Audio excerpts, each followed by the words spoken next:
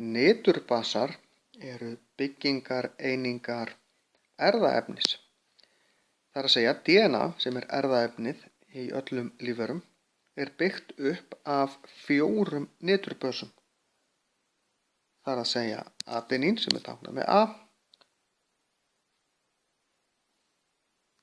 cytosín, sem er táknað með S eða stundum C, þetta er skrifað með C í ensku, guanín og tínín.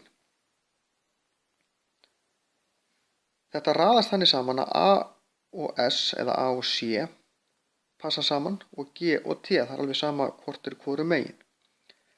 Þegar það á að búa síðan til prótein eftir þessu, að þá er hver þrend, það er að segja, ef við bara teiknum hérna upp G, A, T, að það táknar einhver ákveðna og svo kemur næsta þrend og næsta þrend. Þetta táknar eina amínósýru, þetta aðra og svona raðast amínósýrunar upp og það er í raun ríbósómin sem í frymisnetun sem raði þessu saman eftir RNA sem er búið til eftir DNA-inu. Þið þurfum að skoða bara hvernig prótein er myndað til þess átta ykkur betur á þessu. En niturbasarnir mynda DNA og það eru þessar 4 gerðir.